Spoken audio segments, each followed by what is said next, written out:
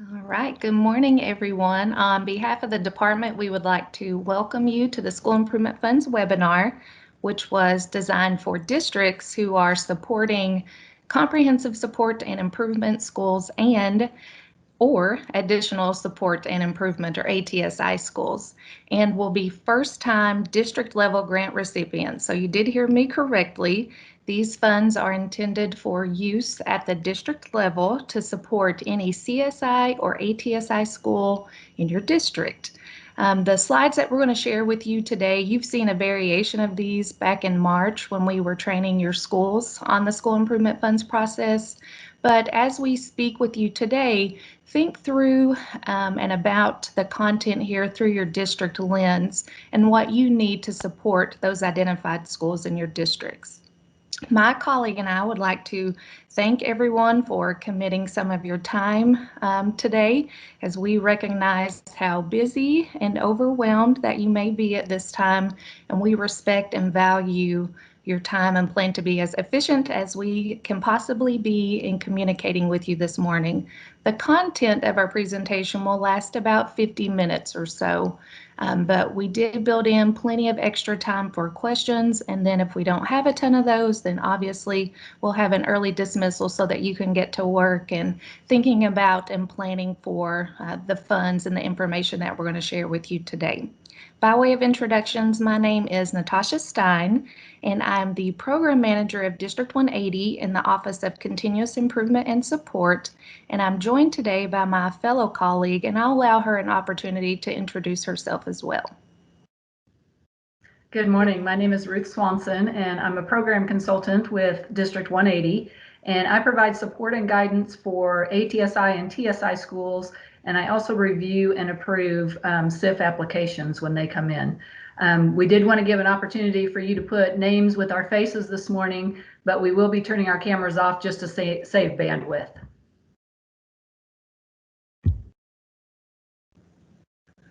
So when we were creating this webinar, we had several different personnel in mind, and it's the same personnel that we shared with you if you joined us back in March.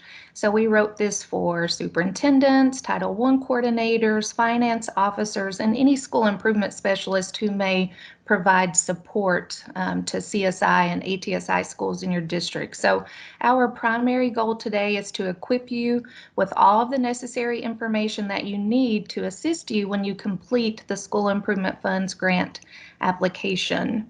Upon the conclusion of the webinar and your participation in today's session, you will be asked to complete a training verification form. So you're simply going to verify your attendance and your participation by entering your name. And if you are together with your team, each of you will need to complete that registration form so that we have that documented as well. So please stay with us until the end of today's presentation so that you receive that unique hyperlink. If you are joining us by phone, you may need to email me so that I can share that with you via email as well. So before we review today's agenda items, we would like to remind you of just a few norms. First of all, we ask that you do actively engage, either through note-taking, listening intently, asking follow-up questions, and those types of things. While we are primarily communicating one way, we will give you the opportunity to ask any clarifying questions that you may have at the end of each big agenda item. So we'll use the chat box to host those questions. So please keep your mics muted, and instead of verbally asking questions, we'll ask you to type those in the chat box. And we'll address those, like I said, at the end of each of the agenda items. You should have received the PowerPoint ahead of time in an email from Natasha, and we encourage you to follow along and take notes on your slides as we discuss the application in more detail throughout the presentation. I did upload a copy of the PowerPoint into the chat box. We've had varying amounts of success with it, with folks being able to access those, but if you need it, hopefully you can get it from there. And then likewise, we ask that you do remain patient. I'm sure you all know by now that technology can be inconsistent and sometimes faulty, but we'll do our best to assist you and to make the technology run as smoothly as we can. And then last, we just ask that you would share what you learned today with any teammate that may need to know the material as well, but was not able to join us. So during today's presentation, we'll review the following content. We've already taken care of welcome and introductions. We will look at the grant's purpose. We'll take a look through the SIF application itself. We'll talk about allowability, and that will take into consideration things like evidence-based requirements, the RAND guidance, and a funding matrix. We'll talk about some other supporting documentation and the whole submission process. We'll talk through awarding of funds. We'll remind you of timelines and deadlines. And then we'll have a time at the end where if you have additional questions, you can, stay around and ask those, or we'll also provide you with our contact information. So let's take a look at the purpose of these funds and the application process. So as part of its responsibility authorized under the Section 1003 of the Every Student Succeeds Act, the Kentucky Department of Education is required to award funds to local educational agencies, or LEAs, to implement support and improvement activities in those schools identified for comprehensive support and improvement, CSI, and/or additional targeted support and improvement, or ATSI. So these funds can be used for activities that the district determines, and KDE agrees, will increase the district's capacity to support and monitor the implementation and success of CSI and/or ATSI school improvement plans. When determining the activities that will be supported with these funds, we want you to consider three themes: evidence, alignment, and collaboration. So let's take a look at each one of those.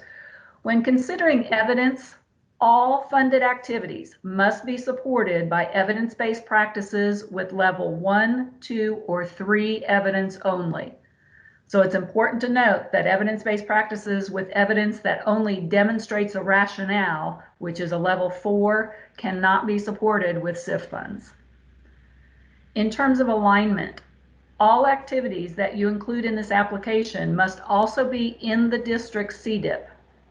As with all school improvement initiatives, these activities must be consistent with your district needs assessment and specifically the needs of your CSI and/or TSI schools. And then as a collaborative effort, you're going to determine these activities with input from parents, faculty, staff, representatives from school councils for each of the CSI and/or ATSI schools. So once you've gone through the collaborative process to determine your activities, you'll be ready to address the core components of the application. Districts will complete several narratives describing their plan to monitor and support implementation and to describe how it will sustain proposed activities after grant funding has been depleted.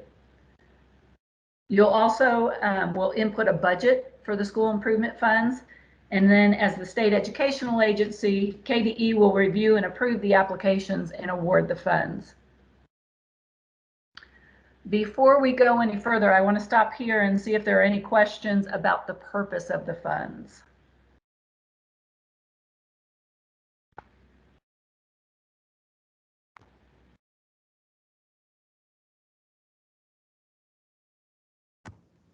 Ruth, this is Natasha. I did want to add as well that we are aware that with your CSI schools that in lieu of the SBDM, they have advisory leadership teams, and your ATSI schools still have their council authority. So when you're collaborating, you may have to lean on both of those contingent upon whether or not your district supports ATSI and CSI schools as well. So just a point of clarification there.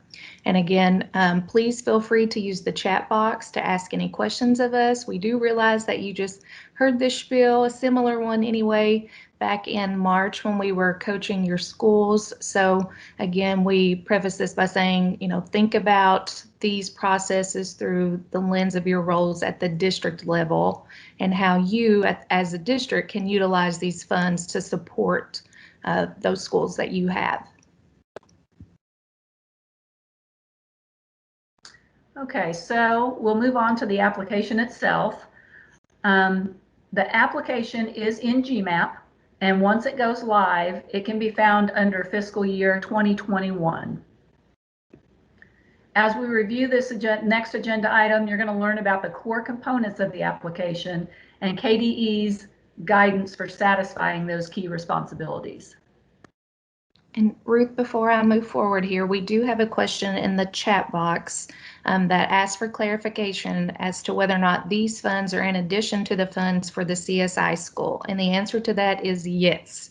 So these are additional funds that will be awarded to the district to use to support any school identified in the district currently. So yes, these are additional monies. Okay, great. Thank you, Natasha.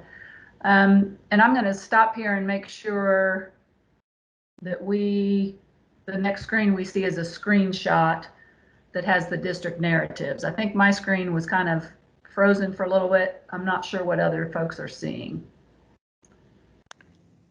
I'm seeing district responsibilities, but I'm also the one hitting the forward button. So if someone else listening in could give us a thumbs up in the chat box or unmute yourself and let us know that you are seeing a screen that says district responsibilities.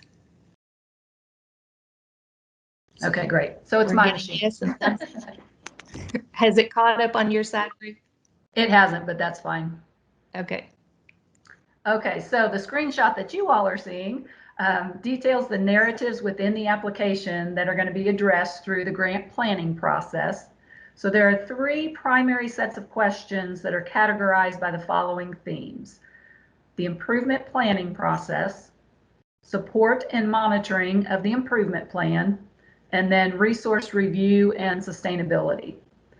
So these questions ask the district to kind of elaborate on the collaboration with each CSI and or ATSI school when they were developing the district improvement plan, how they intend to monitor and support the schools, and how the district intends to sustain the evidence-based initiatives once these funds have been depleted. So responses to these questions should align with responses in the CDIP and in the executive summary for districts where it asks you about these topics.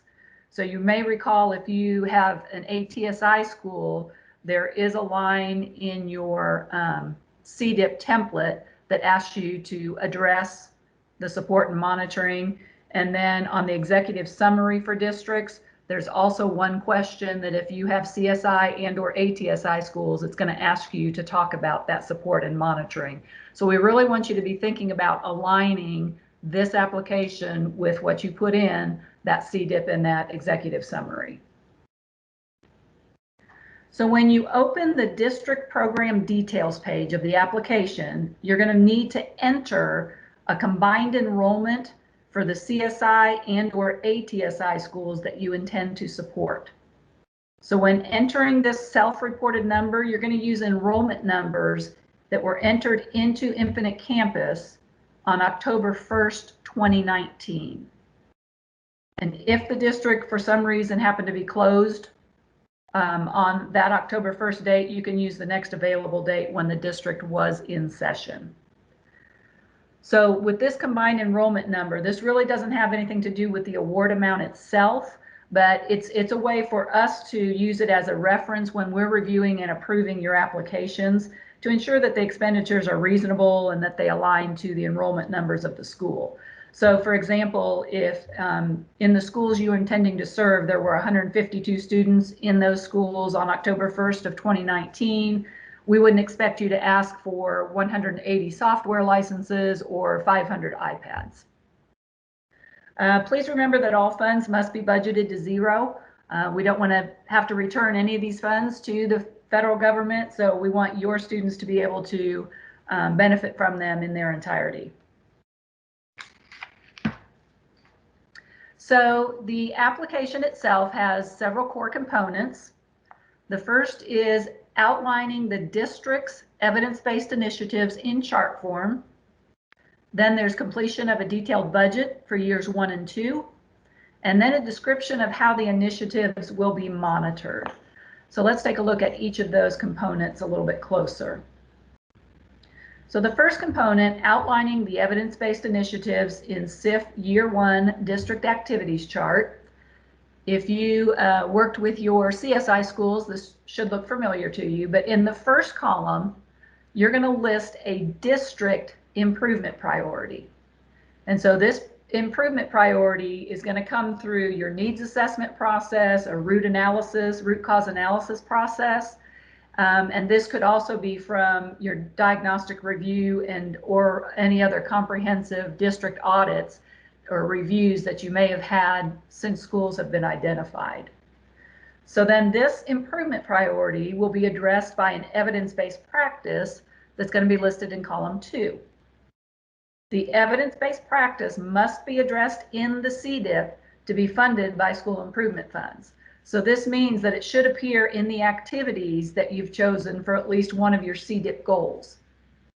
And then, as I mentioned before, it should also be cited in the special considerations for districts with TSI schools section of that CDIP template if you are indeed supporting any ATSI schools. Also remember that the evidence-based practice, as we said, must meet the level 1, 2, or 3 evidence requirements to be funded through CIF. And monies must be spent on practices that provide a return on investment. So then column 3, you're going to list and number all the resources that are necessary for the successful implementation of that evidence-based practice. So this might include things like training fees, program materials, instructional resources, those types of things. And then in column 4, you're going to provide a brief explanation as to how or why each requested resource is needed for successful implementation of that evidence-based practice. So each explanation should include or should be numbered to match the numbered resources. So whatever resource number 1 is, you're going to number your explanation number 1 to explain why that particular resource is necessary. When you're thinking about that explanation, you might want to talk about what's currently available and why that's not sufficient, or maybe what the current level of staff knowledge and skill is and why you're needing to increase that capacity. So you can see an example on the screen here.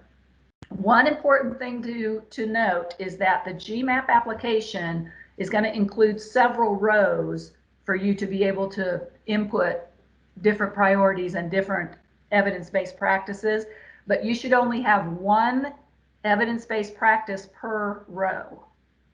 It is okay to duplicate, improvement priorities if there are going to be multiple evidence-based practices to use to address them, but the key is one evidence-based practice per row. And I'll quickly interject here, if you don't mind, Yep. Ruth. Go right ahead. Well, let me do a pulse check to make sure you're on the same slide that we are. Yes, I have caught up now. Okay, good. The second thing that I wanted to add to the group is that evidence-based practice, when you're listing it in GMAP, one of the core reasons we're asking you to list one evidence-based practice per row is because that information is pulled from GMAP and placed on your district's school report card.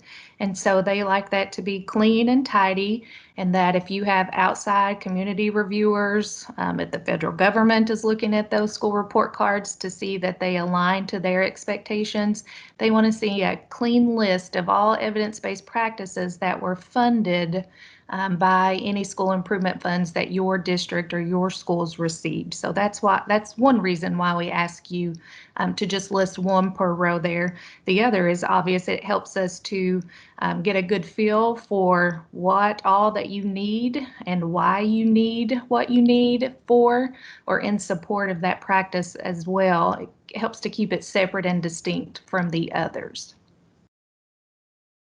Okay, thanks. And that also makes me think about, as I was reviewing prior CIF applications, when you're putting that evidence-based practice in there, just put the name of the practice. Do not put your citation there. Don't put any big long explanation, because like Natasha said, when we pull that, we just want the name of that evidence-based practice. Okay, so going on to the second core component, which is outlining the budget itself. So how much will the activities actually cost? When you're completing the budget section, you're going to answer things like how many, how often, at what rate of pay, and those types of things. So on the screen, you can see an example. This particular district is going to take advantage of a professional learning opportunity that has fees associated with it. So they're going to attend the Laying the Foundation professional learning. They're going to take 6 reading teachers from the ATSI high school and 5 reading teachers from the CSI middle school. And so they've taken the $625 registration fee times the 11 teachers. So that gives you the idea of the kind of details that we need in that narrative section for the budget. And then it's also important to always remember that the budget should not exceed the award amount. A couple of other things to note here. The greater the detail in that narrative description, the better. And what this is going to do is increase the likelihood for an efficient approval process. So there's not a whole lot of back and forth, us asking for, more information about how many or at what rate and those types of things. Another thing is that you'll notice in GMAP that you can spread the funds across 2 years, but you do not have to. So once you get your allocation, if that allotment is enough only to cover 1 year, then it is okay to budget all your funds in year 1. That is perfectly fine to do. And Natasha will elaborate on this a little bit later, but we do want to remind you that you want to spend funds on activities that can be sustained. You want to invest your funds where you know that you're going to get your biggest return. And we want to equip teachers with sound evidence-based practices that can translate into improved student outcomes. So make sure that that's in the back of your mind as you're considering what it is that you want to include in your activities. The last core component asks you to elaborate on the systems that you have in place to monitor the success of your initiatives. So again, this monitoring system should be detailed in your CDIP activities as well. There's a column in your CDIP that talks about progress monitoring. So whatever you put in your application about monitoring should mirror what you have in that CDIP application. Make sure that you lean on your leadership teams and any councils or advisory groups that you have, your ER staff, for assistance with these core components of the SIF application. And before we move on, I'll stop here and see if there's any questions about any of those 3 components.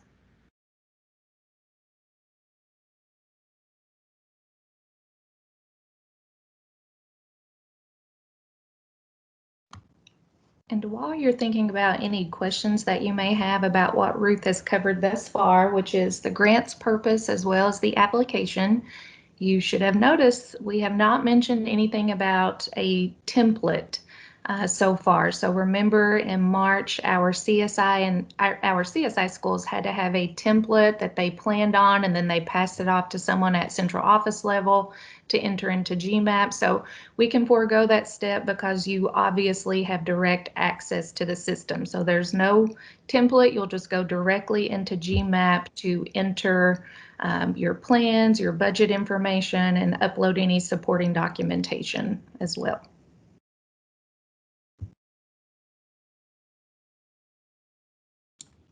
Natasha, can I ask just a quick question? You sure can. So just for clarity's sake, it was mentioned today that in column 2, you just list the evidence-based practice, do not include citation. There's no need for any other information besides the name of that evidence-based practice. You may be getting to this, but I'm just curious about where will the actual evidence be located, so that I guess that there's verification that what's put there is an actual evidence-based practice. You teed us right up, Tim. We are getting to it. So it's in this section. We're going to talk about where you need to document. So it won't be in that section in GMAP in that column 2. It will actually be on the CDIP template where your strategies and activities and all that happens to be listed. So we'll talk about that in just a few short slides. Thank you. You're welcome. Thanks for the question.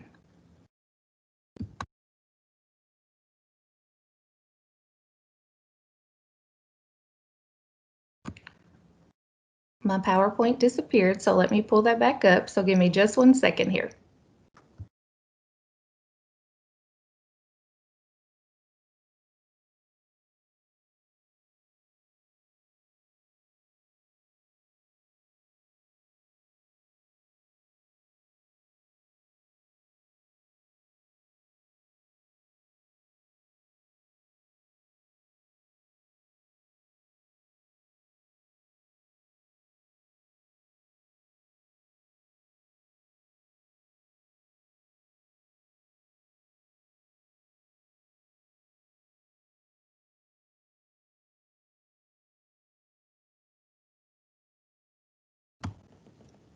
Okay, so now that I've given everyone whiplash, getting us back to this slide, we'll move on with a conversation about allowability. So we're going to talk about what is allowable under school improvement funds, and you're well versed in this information as well, but just as a point of reminder, because it's been several months since we had you were exposed to this webinar. So just as a reminder, these funds may be used on any activity that the district determines and the department agrees will increase the capacity of the district to support and monitor CSI and/or ATSI schools. And for example, you can use Section 1003 funds to implement interventions aimed at improving the school. And that can include professional development, tutoring opportunities to increase student achievement in any school that you support that was identified as CSI or ATSI, or it could be a combination of those activities. And as Ruth shared earlier, anything that these funds are used to support, they must be consistent with the district's needs assessment as well as its CDIP as well. So the evidence-based requirements, all expenditures must be evidence-based that are included in the application. And as a point of reminder here again, Ruth shared this with us earlier, school improvement funds must be based on strong, moderate, or promising evidence. So those levels 1 through 3 evidence-based practices. You cannot use SIF funds for level 4 initiatives. If you do need any additional information regarding evidence-based practices, we encourage you to consult the website, to lean on your education recovery staff. On our website, you can find a lot of resources. There may be so many it might feel overwhelming, but there's definitions located there. There's supporting documents that can assist you. There's also a technical assistance button that will allow you to quickly get help on the evidence-based topic. And Dr. Matthew Courtney monitors that technical assistance button, so he can assist you with that as well. So let's talk about allowable expenditures. And actually, before I cover this, I see that there's a question in the chat box. It's a great question. It says, is there a new project code for these funds? And the answer to that is yes. And I'll share more information about how I'm going to get that code to you near the end of this section of the presentation. So great question, Amy. Thank you for bringing that up. So all of the expenditures under the School Improvement Fund program must explicitly support the evidence-based practice identified in the CDIP that target any of the identified needs. Those items could include professional development, human capital, instructional programs, technology, parent and family engagement activities, or any necessary materials and supplies. So we're going to talk about a timeline shortly, but to preemptively ease any of your fears, we have built into this application submission time for your district to follow its normal protocols and processes on amending its CDIP to ensure you are not duplicating your efforts for the 2020-21 planning season while simultaneously meeting your SIF obligations.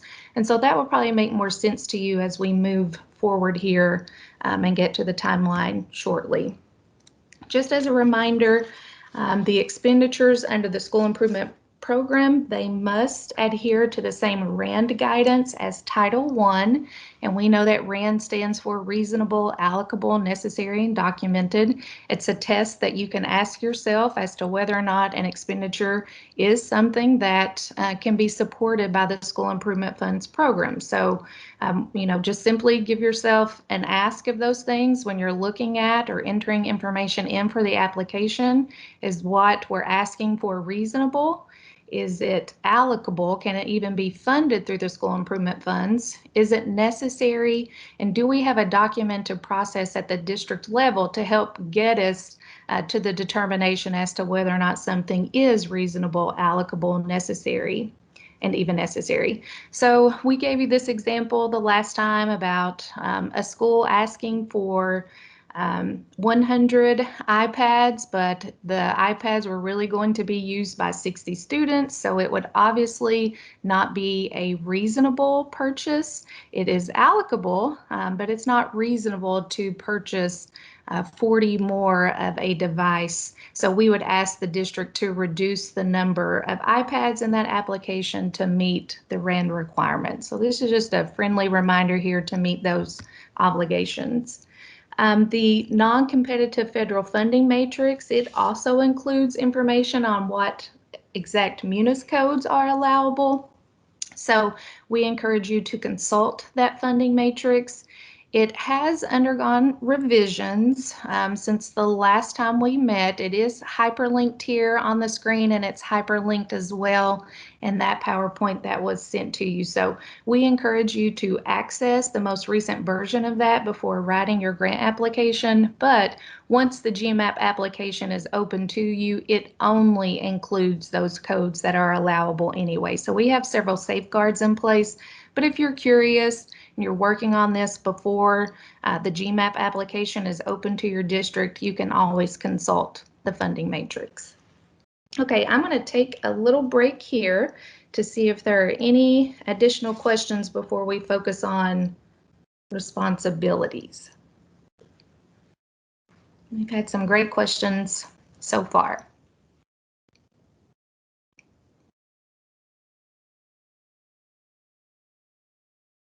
So district level officials have responsibilities as well regarding the School Improvement Funds grant for district support. So if you are joining us today and you are a Title I coordinator or a federal programs coordinator, just as a reminder, these funds are subject to Title I Part A requirements.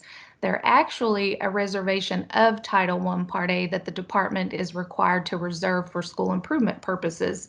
So that means that these funds are subject to any other Title I Part A policies or practices that are offered by the department or that your district has in place, and that includes time and effort, labeling of purchases, record keeping, and so on. And just as well, these funds are subject to monitoring. If you are joining us today and you are a finance officer, please remember that we encourage you to ensure that expenditures do align to district policies and guidelines. So sometimes we may say yes to something that you at your district level do not allow that or won't open a code, and that's a-okay. Your policies and guidelines are just as important. So we encourage you, to keep a watchful eye for those as well.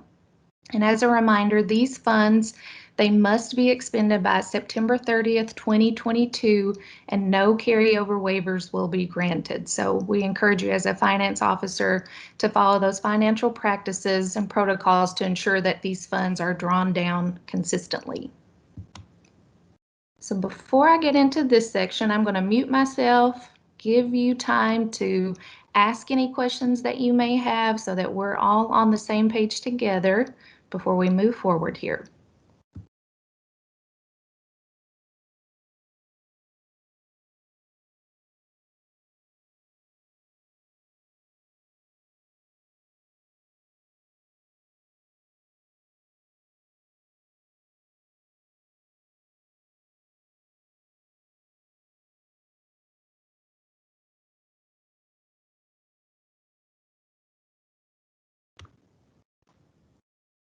So let's review the supporting documentation that's needed and the process for submitting all required components of the School Improvement Fund's LEA support application.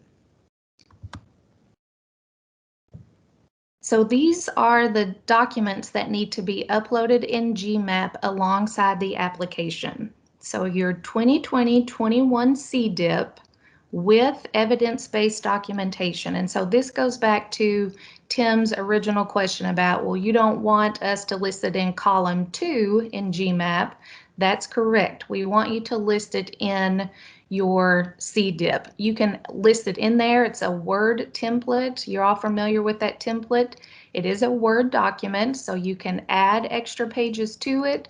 You can merge different documents together. We are allowing some flexibility with where you're penciling in your evidence-based documentation. So you do have a little bit of discretion there. So there isn't a specified place like there is in the school templates where a district can list its evidence-based practices. So again, we're being a little bit more flexible here. Just give me 1 second here. Jennifer, I think your screen has taken over the sharing. So if you don't mind, go back and hit that stop sharing button, the one with the X.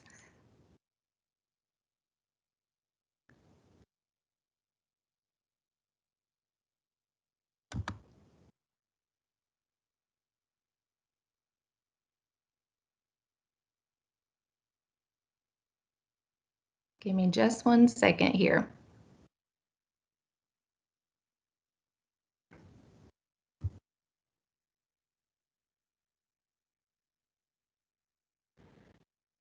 While we're getting the screen situated, I will let you know that I put a link to the evidence-based documentation compliance requirements in the chat box.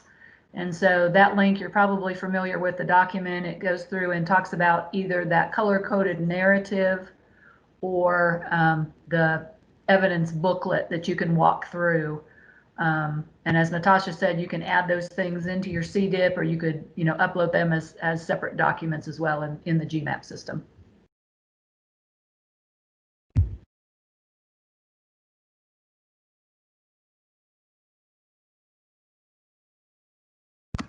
Okay, so Ruth, can you confirm for me that we are back on the correct slide, supporting documentation?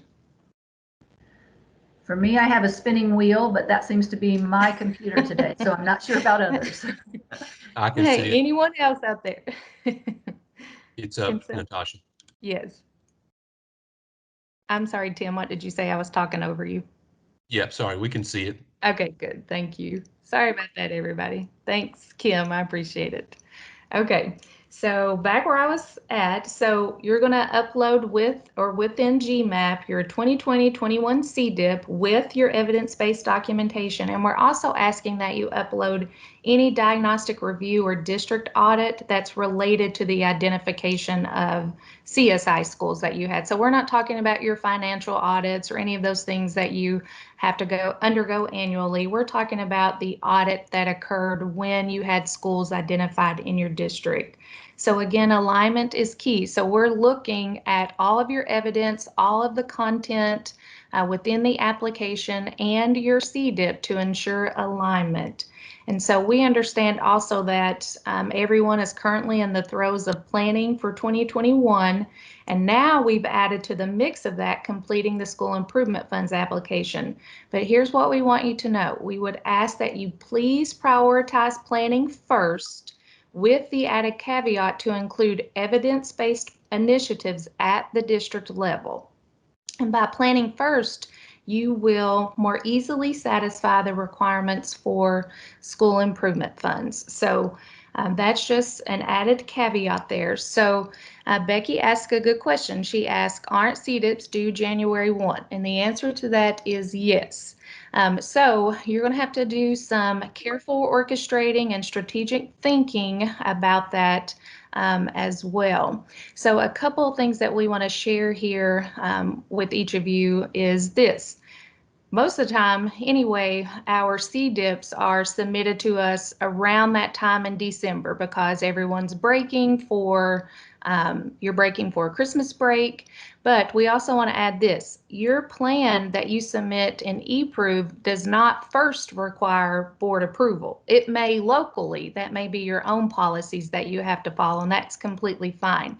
Another thing that we want to stress is this: we're not looking to approve your plan as well. So we don't approve them, we review them. So what we're looking for is alignment of what you have in your plan to what you're putting in your GMAP application. That's where our approval process comes into play. And Becky also asked, what if the CDIP is not approved by KDE by December 18th? So again, we're not approving your CDIPs, we're reviewing it to ensure alignment to GMAP. So we don't have to review it, or excuse me, approve it. Again, we're just looking to review it and double check alignment. And when I say alignment, what I mean is this: that the evidence-based practices that you're seeking to fund in or through the SIF grant has been mentioned and is noted and is captured in that template. So some of you may already have things in there that are evidence-based practices that you already know. Thank goodness we're getting some money. We can fund these initiatives now. So some of you may be thinking, well, we didn't consciously include any evidence-based practices, and we're going to have to go back and really strategically think about those, and that is A-OK as well. So good questions in the chat box there. Thank you for those.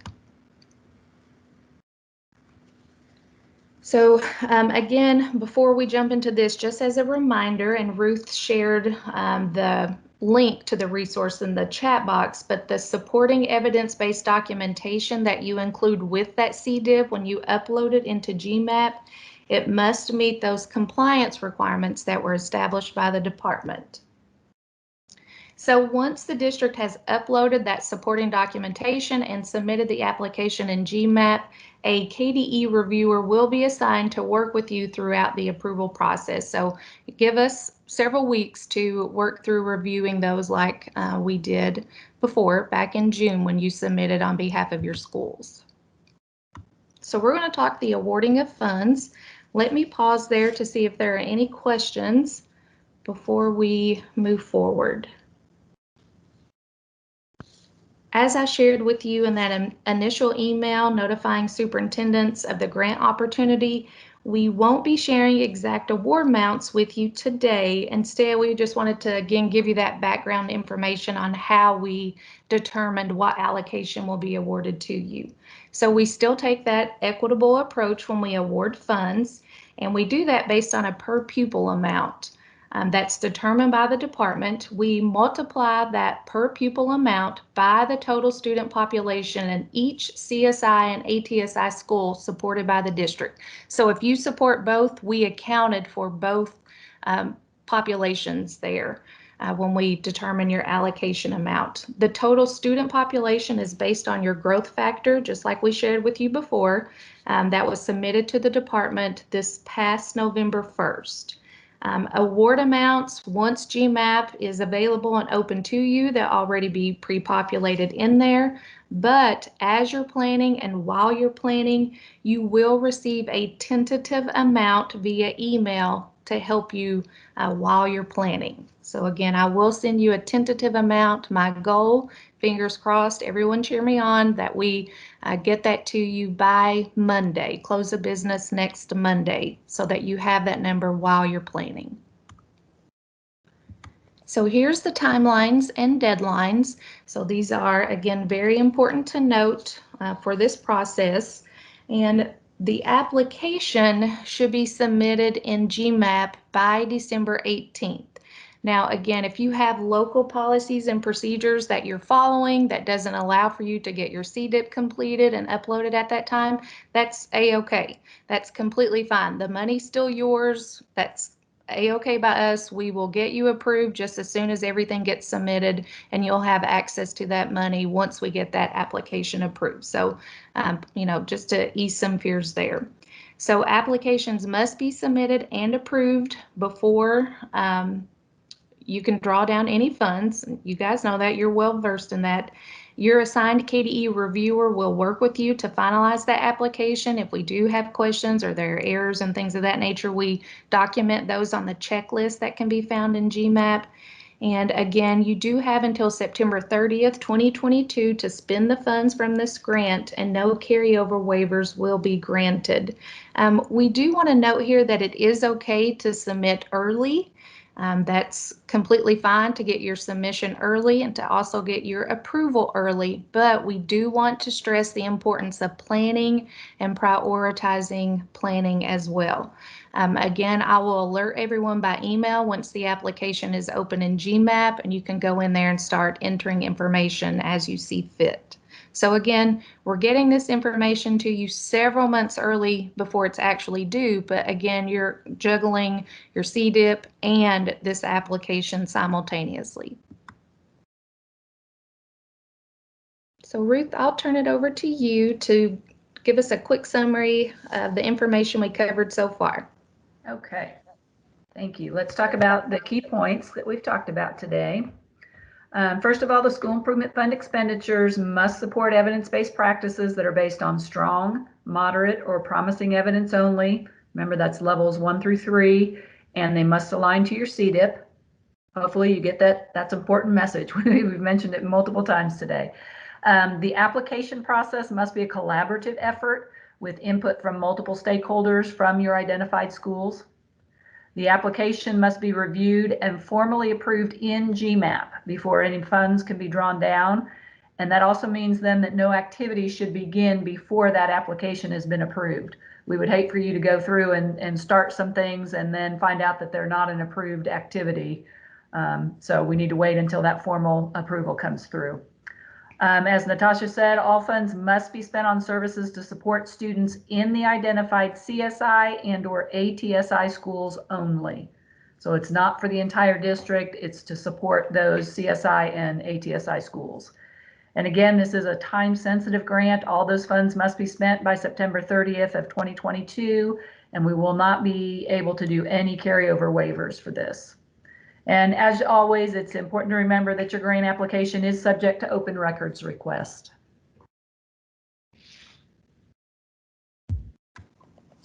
All right, so we have 2 slides remaining here, and we want to share with you some next steps with you. We will give you a unique hyperlink that will be pasted into the chat box, and you're going to use that to verify your attendance and participation today. So Ruth just dropped that in the chat box. We do have a question here that asked, did they miss the project number? And Karen, you didn't. It's actually going to come to you in an email. So I have those from Thelma Hawkins, and I'm going to send those out when I give you the tentative number for planning. So thank you for mentioning that.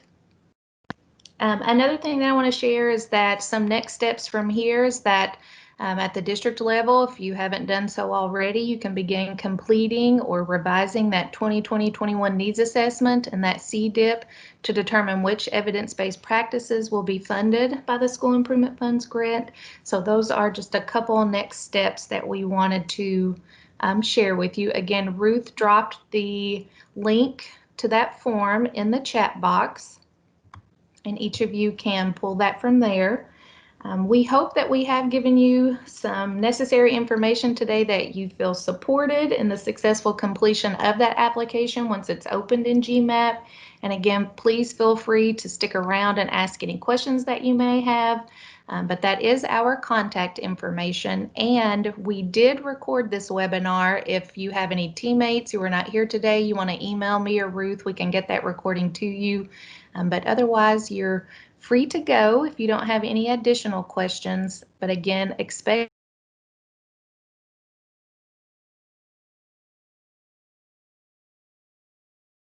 plan as you're making your way through your CDIP and your needs assessment.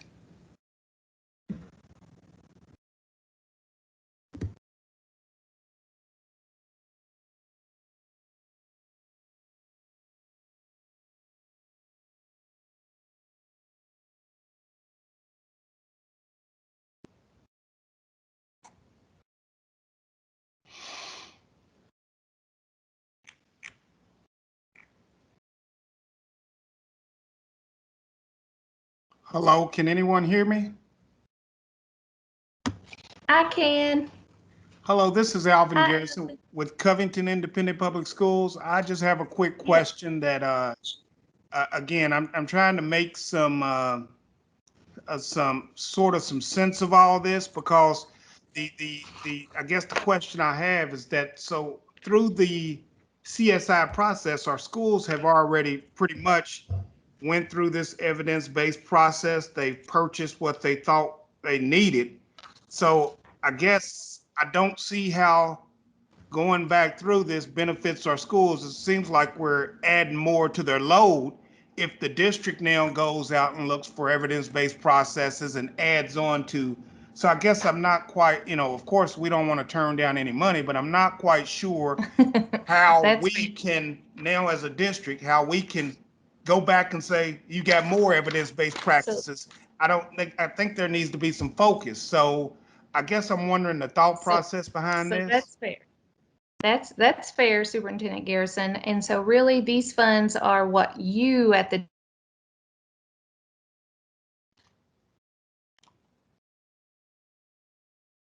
central office staff, if you have school improvement specialists there who need some additional training. You could also, I'll give you an example of some of the things that I know some districts are throwing around. They're looking to hire an additional district data specialist who assist each of those CSI schools to help them decode their data and make evidence-based decisions. So this is really at the district level, what can you all do that's evidence-based to help them? And think more along the lines of what can we do to help ourselves help them? Again, there's a whole slew of answers, responses here that could take place that could range from hiring other people on at the district level who supports all of your CSI and ATSI schools. It could be some additional initiatives or other curriculum. It could be, let's say that you last year could only afford to send 2 CSI principals to some professional learning, but now that you have these additional funds, you have enough to send all the teachers in those buildings. So it's thinking more strategically along those lines, but also thinking outside of the box on how the district can use these monies as well. What about this? Because I do have an idea, but I guess, again, I don't know if it would be necessarily evidence-based. I saw in the packet that tutoring and what we were thinking about doing for our CSI schools, especially the remote kids who may be missing some learning. We was thinking about maybe possibly hiring seniors to tutor our middle school, which is CSI, and one of our elementary schools, which is CSI. So I don't know how I saw tutoring, but I don't know how we document that that's evidence-based, or I don't even know if that would be supported through this grant. It could be. And so what I can do is I can actually put that question and request into that technical assistance button that's on our evidence-based page. And I can ask Dr. Matthew Courtney to see if he can find some evidence for us, or you have your education recovery staff, either one of them, any of them actually could assist in that process as well. So it very well could work. We just need to see if there's some evidence out there that suggests that the secondary students providing support through tutoring, that sort of thing, additional supports like that is evidence-based. We may find that it absolutely is. So we'll definitely spend some time digging around to see if that's doable for your district.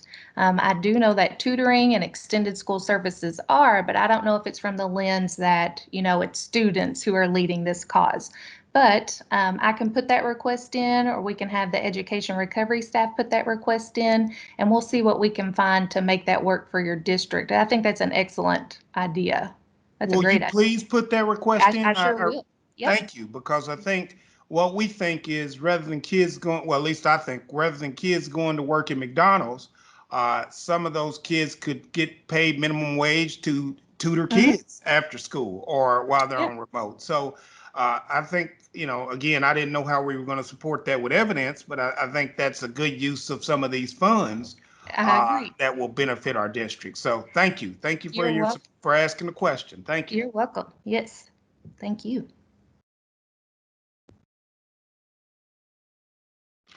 Okay, well, I'm getting off, so thank you again. I don't know if you're waiting around for other people. I don't know if anybody else is going to ask questions, but I want you to know I'm done. So thank you very much. Thank you, Superintendent Garrison. Have a good day. You too. Thank you. Bye. So I see there's a question in the chat box about a list of suggested uses for the funding. We really just encourage you to work with your stakeholders and especially with your ER staff to really look at the needs from the district perspective and then look at research to determine what's going to best meet those needs. So we really don't keep a list of evidence-based practices per se, because it really is dependent on your context and your needs. So it's more about going through that process of determining some root causes and what you really need at the district level to be able to provide support to your schools, and then researching what does evidence show really works to meet those needs.